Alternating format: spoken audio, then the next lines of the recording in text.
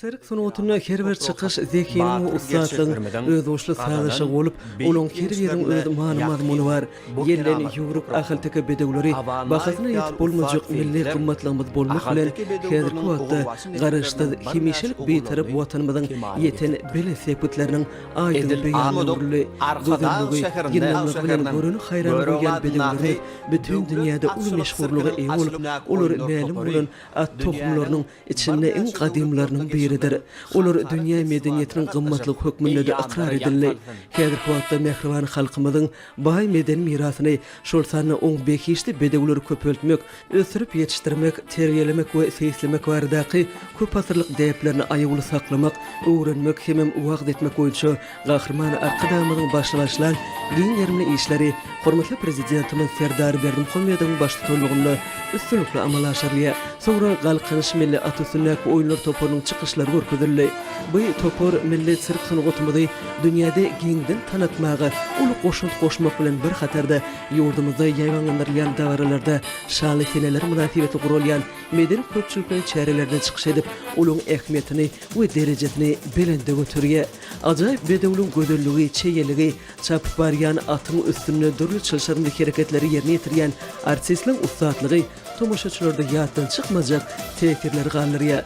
Bu meşhur toporun sirk meydançatındaki çıkışı ilkinci fursatlardan tomoşaçılığın ünsünü çekti. Çıkışta çeyelik, gödüllük hemim ustaatlık bir bütevi salışığı emele getirip tomoşanın tekirliğini arttırıya.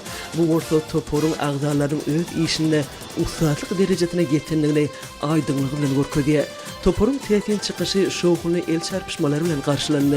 Yurdumuzun sirk sunuğutunun ösüşünde qalqınış milli atısınnak oyunlar toporunu ul orun degişlidir.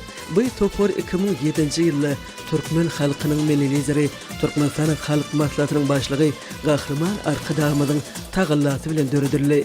Qalqınış toporunun atısınna yerini yetiriyen dürlü tilsimleri, bedevleri ustaatlık bilen erketmek oyuncu yerini yetiriyen çıkışları milli sirk sunuğutumuzun öz boşlu ayrıtınlığıdır. Bu topor dünyanın dürlü yurtlarına çıkış edip sirk sunuğutu oyuncu bir neçe avraylı halkara bayrakları şolsanlı 2013 yılda Rusya Federasyası'nın Moskva şehrine geçirilen İdil Bütün Dünya Sirk Sunuğutu Festivalini, 2014 yılda İtalya'nın Latina şehrine geçirilen 16. Halkara Sirk Festivalini, 2015 yılda Xitay Halk Respublikası'nın kurulun 2. Halkara Sirk Sunuğutu Festivalini, 2016 yılda Qırğız Respublikası'nın Çolponatı şehrine geçirilen Çarodarlı'nın 2. Bütün Dünya oyunlarına baş bayrakları, 2018 yılda Rusya Federasyası'nın Sankt Peterburg şehrine ilkinci gerek geçirilen Fontanka'daki 1. Halkara Sirk Sunuğutu Festivalini altın gaytanı altın heykelciğine 2025 yılda bolsa Monte Carlo şehrine geçirilen 47. Halkara Sirk Sunuğutu Festivalini altın bayrağı ve bir neçe beyleki bayrakları münasip oldu.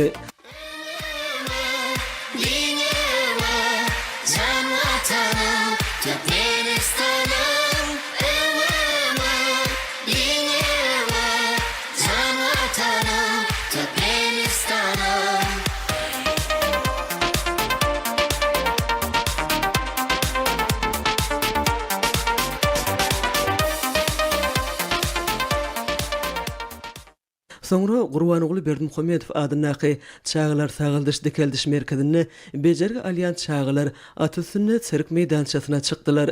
Olar merkezde tebiği dikeldiş becergesi olan ipoterapiya becergesini alyalar. Qahraman arkadamızın lukmançılıkta beriyen halipalık maslahatları ve teklifleri esasında arkada şehrinin Çağlar Sağıldış Dikeldiş Merkezinde adatı dikeldiş becergileri bilen bir xatarda tebiği dikeldiş becergesi olan ipoterapiya becergesi üstünlükle ulanılya.